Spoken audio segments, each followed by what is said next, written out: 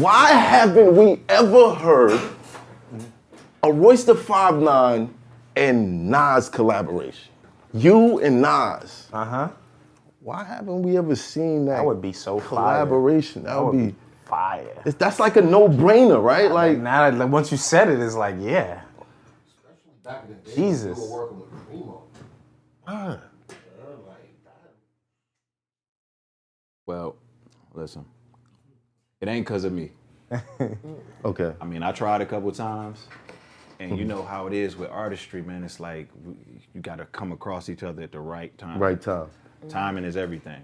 Nas dropped a classic when I was still in high school. He changed the world when I was in high school. Right. Now, when I got into the game, he was already a superstar. Right. By the time I got on his radar to a point where he knew I existed and he respected what I was doing, he was going up and down, up and down. Okay. Inspired, not inspired. Inspired, not inspired. Now, he's making investments. He's doing other things. Yeah. Right. I'm trying to get him before we lose him. You know what I'm saying? Yeah, that'd be fire though. But it's just about catching him at a time where he's doing features, where he feels like, you know what I mean? Yeah. So I don't know, man. Like I don't know. If I had more of a personal relationship with him, I would be able to better answer that. Right. Every time I see him, it's love. You know what I'm saying? But I can't. You know, it's the same with Jay-Z. I ain't never worked with Jay-Z. You don't think I want to work with Jay-Z? Jay-Z, Nas. But is it like is there pressure behind that question where you're like, do I ask him?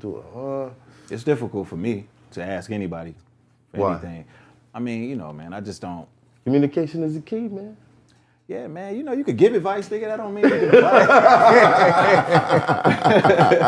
But I'm you know, man, I don't like to bother people, you know, like, and I that's one of the things I'm working on, you know what I mean? I'm working on that part of the artistry. You know, I think I got the in the studio part down. Right. But just as it pertains to collaborating, I've become better at that since I've been in Slaughterhouse. Before we did Slaughterhouse, I hated collaborating. I didn't realize how much it would help me. Right. So when I got in the group with them niggas, I realized I ain't as good as I thought I was. Really? Wow. Yeah, hell yeah. You got to work in the studio every day with 3 killers. Yeah, Crooked you gonna Eye, realize Joe Budden, Joell. it puts things in perspective for you. Right. Did you, while you guys were working together, was it I know I had the best verse on this one. Were there bragging rights, or was it all about the song? It was both. It was a fun mixture of both. Right. You know, well, for me it was. I can only speak for me. But who was it? I got to a point where I realized that it was impossible for me to have the best verse every time. Mm-hmm. So once I became cool with that. Who was the killer every time though? Who was that guy that you like? That you had to. Who was the guy you know? Was it Crooked? After? Was it Crooked is I feel like it was Crooked. Yeah, Crooked. Crooked is the killer of the crew. Okay, Right. okay. You know, so a part of being, I got a lot of producer qualities. You know what I mean? Like that was kind of like my role. My role was kind of like to see the song through, and I actually used to like kind of setting things up to where Crooked can come in and just boom. You know what I'm saying? Because that's what he does. You know what I mean? Like. And he's kind of like, he's not just a punchline rapper, but one of the things that he's mastered is the art of punchline rap. Crooked can punch every line if he feel like it. You know what I'm saying? So sometimes it's necessary. But then, you know, we also have introspective songs and shit like that where, you know, it was gonna be impossible to top Joe. You know, he gonna come last with a 64-bar verse, untoppable verse. You know what I'm saying? So, and then, you know, just when you think, you know, he does that, Crooked does that, here come Joell out of nowhere. Shutting everybody up. And I think that's what people loved about the group, just the dynamic and not being able to predict everything like that. You like know who was going to be the best. And what was favorites at different times. Yeah, right. Yeah. What was dope about your group was it was at a time where everybody felt like, damn, lyricism is dying, man. Like, ain't nobody trying to really rap no more. Perfect time. So when y'all came in, it was like, thank God. The Eminem brought 4 guys who could rap and put them together. And that was just another dope thing. And to me, my fault, but Eminem never did like a joint venture with anybody. Right. Royce. And I'm just like. Yeah, and I was gonna ask that too. You guys are you the person in the world that got the most songs with Eminem ever? I would say so. Yeah, because you guys. All right, in the same breath, Why haven't we ever seen an Eminem and Nas collaboration? He produced on Stillmatic. He did Carry the Cross. But we talking about Rapping. yes. Well, it's not because M didn't want to. I'll tell you that. I don't know. It's probably the same situation. No, but I'm not saying that. Come on, look, you started shit now. I gotta start shit. I want this to happen, bro. Right. I want this to happen. Yeah. Now, Nas, salute. You the general. You already know. Why you keep Godson. Because I got to. This nigga keep bringing up Nas like Nas been rapping lately. No, you wanna know why? ain't seen I'm from Nas. Brooklyn, man. I never forgot. He I never did forgot. a song with Lil Nas X. He said, so come on. Eminem killed you on your own record. My nigga, Nas ain't even been on Instagram, my man. Where you been, my man? I know, but I'm just saying, I'm from Brooklyn. That ether thing, like, Brooklyn. Nas posts We took a hit. 3 pictures on Instagram per year, nigga, where he looking all nice and shit. right. Birthday, Looking like he just enjoying Christmas and life. Thanksgiving. You got It it. don't even look like he thinking about no fucking rapping. Okay, all right, cool. He's enjoying life. That's what you're saying? I mean, I'm just saying it's a bad sign for us. Right. You know what I Right. mean? It don't. It don't mean like He don't look like he about to give us an album no time soon. I Right. don't know, man. But you never know. I mean, I hope so. All right. Big Sean said he about to put out. Yeah, Big Sean said he. Okay. What He, did you Yeah. think about the last project he put out? Did Nas put out? Nasir? The one that Kanye produced? Nasir? I don't think I'm a fair judge.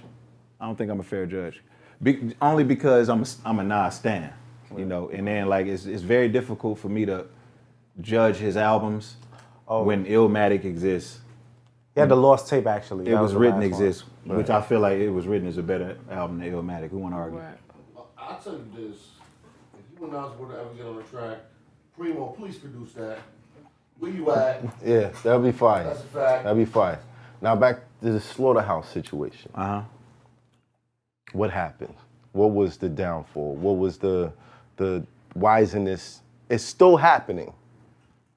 And you still have a healthy relationship with Joe, true? Of course, What happened?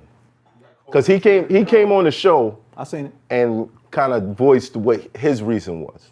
Do you agree with him? Not all of it. Not all of Not it. all of it. I mean, perspective. You know, Right. He's telling you. He's speaking to you from his perspective. From where I'm sitting, I won't let anybody just put everything on Joe. Right. It wasn't just all on Joe. We all played our part, you know, whether it was purposely or not. You know what I mean? Like, there were certain times that we got on the phone and we spoke about going back in the studio, and I wasn't available. I wasn't able to. I was doing Prime. I was doing something, and I mean, it's kind of difficult when you get on the line with some guys that you did 7 years straight with, and then it's like, well, I can't get in there now. Can you wait until such and such day, and can we reconvene then? Right. That's not an easy pill to swallow, you know. And then what happens is, when we reconvene, somebody else is busy, and then somebody else. Very difficult to get 4 people, you know, on the same page, and just working in that way, you know. And then there were small label issues, you know. One person may have an issue with something with the label, or one person may have an issue with this or that, and Was it just Joe? nah, I mean, no, Yeah. it wasn't just Joe. It wasn't just 'Cause Joe. You he talking said- about what? Having issues? He with said the labels? his words exactly was, another Slaughterhouse project cannot happen with him being involved until you guys get away from Shady. Yeah, but I know when you make a statement like that, it would imply. That it was Shady. It would imply actual- that we're like, you know, like, Joe, Shady Records, Joe. You know what I mean? It's not like that. It's not that. It's just Yeah. Joe has his way of voicing things, you know. Right. There wasn't always an issue between Joe and Shady. The issue with Joe and Shady now is just the way that he voiced his opinion about Marshall's album. Marshall didn't like that. Right. It wasn't because he had an opinion about Marshall's album. It was the way he publicly voiced it. I actually had a problem with that too. Right. But me and Joe spoke about it, and you know, we spoke about how we both felt about it, and it was like not a heated discussion, but it was an active discussion. Yeah. Like, why would you? Yeah, we actively Yeah. was telling each other how we felt. Right. I wasn't like checking him or nothing, and he wasn't like checking me. It was just like, yo, blah, blah, blah, blah, blah. And then the end of the discussion was he apologized to me because of the way that I was made to feel. And I accepted his apology. It was no longer an issue between me and him. Was there an apology for M? No. So that's one of the things that's in the air, right? So that's just one thing. It's not the reason. It's just one thing. But what do you think triggered Joe to react to the album the way he did so publicly? Like, what was the animosity, or if there was?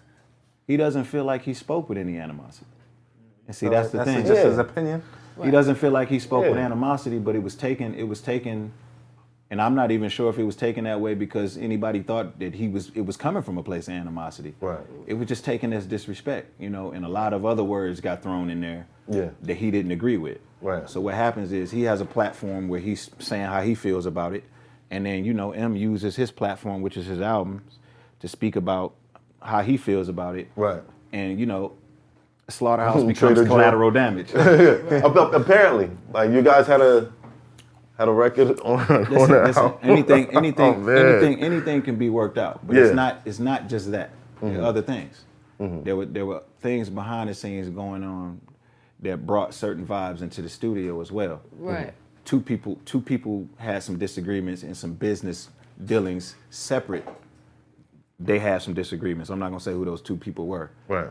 And that caused a little something, and then everybody in the group decided to go do separate albums. Like Joe did an album with A-Rap Music, Joell did one with Ill Mind, Crook did one with Static Selector. That ate a whole year up right there. Right. And then Just Blaze came into the fold. He was the executive producer. Then he had some issues behind the scenes with some publishing issues that he was working out with the lawyer. That ate us some time. It wasn't just one thing. It was a lot of things, but it wasn't. We didn't come away from it. Nobody came away from it bitter at anybody. Yeah. Right. Everybody in the group is still cool. And then solo wise, you're doing real good musically. Like you've been dropping some fire after the group, like just by yourself. Thank you. Slaughterhouse is still signed to Shady. Yes, as a group, yes. Right. So Joe's still a part of that. Yeah. He hasn't been released. How could he be released as what? But is that why We're signed as a doesn't- group. We're not signed as solo members. So it's like Right. he can do whatever he wants as Joe. Is that why he says like he won't do a project until you're So everybody's so away. everybody's off of Shady? Yeah, he just wants to get a release from Shady as the group. Right. He wants to get a release from Shady because he doesn't want to release it through them. But he's basically saying he'll still play ball. Ownership is a big thing to Joe right now. So he's evolving. He's evolving, just in terms of understanding the importance of equity. He looks at the brand as something we built, which we did. You know what I mean? So Do you agree with him to a certain degree? what part? Ownership. Ownership and you guys doing a project together without a major label involved. Well, we do own it. We do own it. The thing is, we got into an agreement. We're not necessarily in breach, but it's something that we just need to look at. It's something we need to look at. But I do agree with him in terms of just ownership in general. Yeah, of course. You know what I mean? And it's not a situation where we gave the group to somebody. You know what I mean? We're just actively in the contract where we didn't fulfill the agreement at that time, and it's just something that we need to talk about. The label just happens to be some people I have a personal relationship with, so it's not problematic like that. It's not something that can't be worked out, even if it's taking the brand somewhere else and doing it somewhere else. The problem is, if we're gonna go through doing all of that, it needs to be understood that we're actually gonna do the album. You know what I mean? Like it's gonna get If done. we're not gonna do the album, then why go through all like that? I don't even want to have conversations unless I know that everybody's down to rap. And I don't want to force anybody to rap, man. Right. Joe's having a good time doing what he's doing. Yeah. Crook is Crook's super Corner. successful. Yo, shout out to Crook's Corner, by the way. Oh, yeah, I Crook's caught the Corner. episode. Yeah, with Eminem M. shouted out the He show. shouted out the show. Salute, He's salute. super That was successful. dope. You should try and get him on the show. He's super successful definitely. at what he's doing. Joell Ortiz just got married. He thin. He looking like you. He looking like he looking like he been eating tilapia with you. Yeah. Oh, You know what I'm do saying? your thing, So, guy. Brooklyn, I mean, I'm just happy where everybody is, where we are as men. You know what I mean? I'm Right. happy about that first. I'm happy everybody's healthy, everybody's happy. Yeah. Nobody's like hurting for anything. There's no problems. You know what I mean? So everybody's cool. Everybody's cool with each other. Right. If these niggas decide they want to get in there and rap, I was just saying this earlier, I'll do an album for free with them. Because we have fun doing it. Fire. You know what I mean? Like Free. I'm saying like I'll do an album and not release it with them because we have fun doing the album. Yeah. I kick the fucking door off, take the hinges with the door panel and the wall off. Bodies getting hauled off, limbs getting torn off, leg him with the sword off. He looking like a walking dead zombie trying to crawl off.